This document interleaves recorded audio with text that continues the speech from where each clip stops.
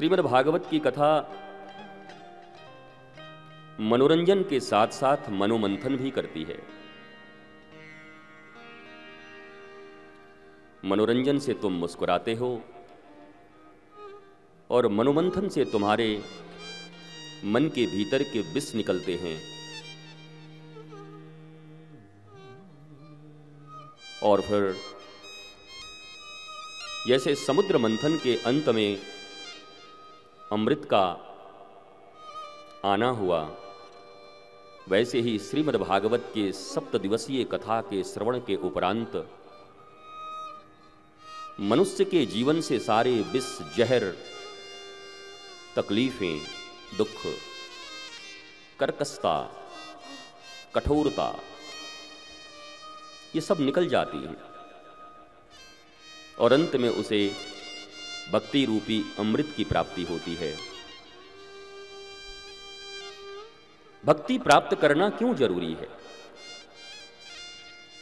सारी दुनिया पैसा प्राप्त करने में लगी है, मकान प्राप्त करने में लगी है, दुकान प्राप्त करने में लगी है, कोई नाम बड़ा कर रहा है, पर हमारे तुम्हारे जैसे कुछ लोग पांडालों में बैठकर भक्ति प्राप्त करते हैं, कुछ समझ नहीं आता। और इस प्रश्न का उत्तर जब तुम्हें ठीक ठीक मिल जाएगा और इस प्रश्न के उत्तर से तुम संतुष्ट हो गए,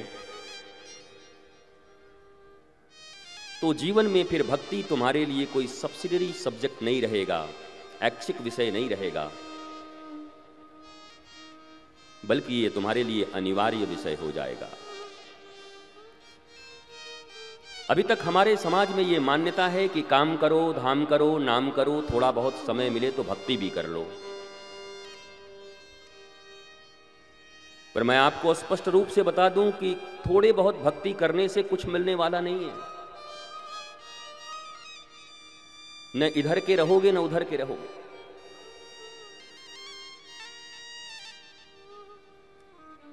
मीरा का एक सूत्र है, मेरे तो गिरधर गोपाल दूसरो न कोई। मीरा ऐसा नहीं कहती कि मेरे तो वो भी हैं, ननद भी हैं, भौजाई भी हैं, बाई भी हैं, माई भी हैं, दाई भी हैं, काकी भी हैं, बच्चा भी है, बच्ची भी है, मित्र भी है, सिनेमा भी है, वो भी है और तुम भी हो। भगवान कहते हैं मुझे ऐसों को मिलने की जरूरत नहीं।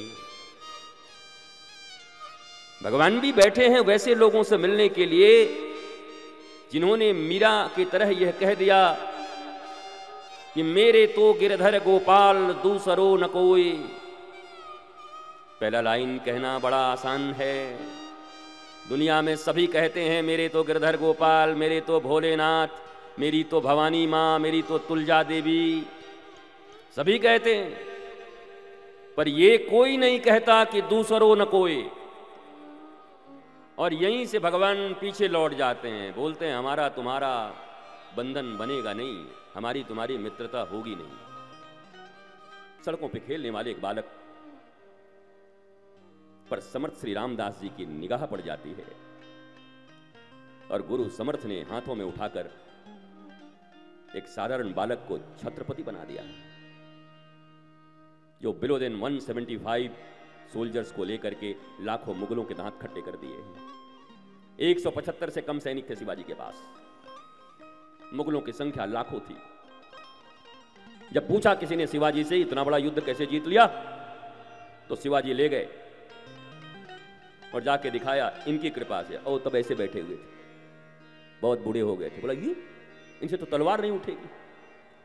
बोला इन्हें तलवार उठाने की जरूरत नहीं है, ये दुनिया के किसी भी गिरे हुए व्यक्ति को उठा करके छत्रपति शिवाजी बनाने की क्षमता रखते हैं। इनका नाम समर्थ श्री रामदास जी है, ये मेरे गुरु हैं। गुरु बिन भव निधि तरहि न कोई, जो बिरंचि शंकर सम होई। रामचरितमानस कहता है कि गुरु बिन भव निधि तरहि न कोई, जो बिरंचि शंकर सम होई। बिरंचि का अर्थ ब्रह्मा और शंकर का मतलब जानते ही हो।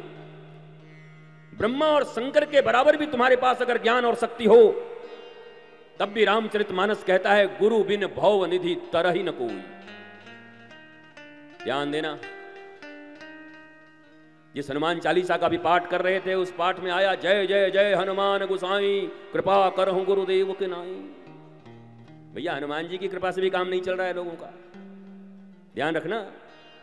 हनुमान चालीसा का प्रारंभ हो रहा है श्री गुरु चरण सरोज रज निज मन मुकुर सुधारि वरनौ रघुबर विमल जसु जोदायक फल चारि।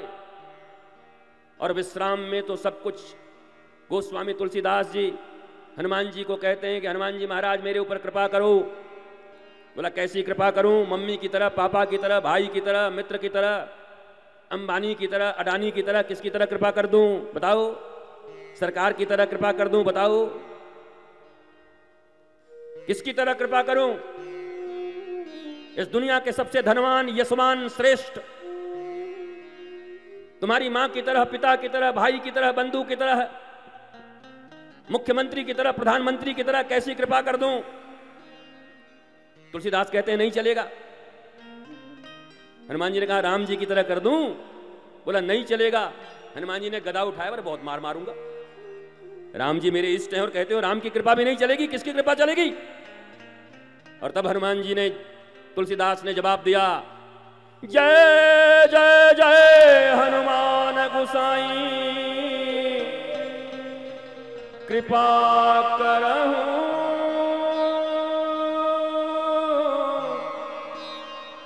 गुरुदेव की नाई।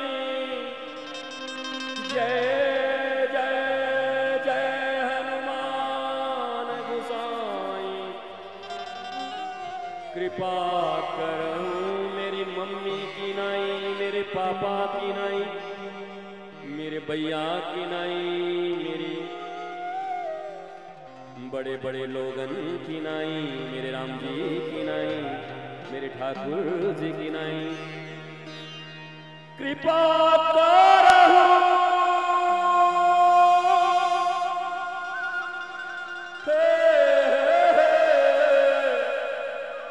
कृपा करहु गुरुदेव की नाई, गुरुदेव की नाई।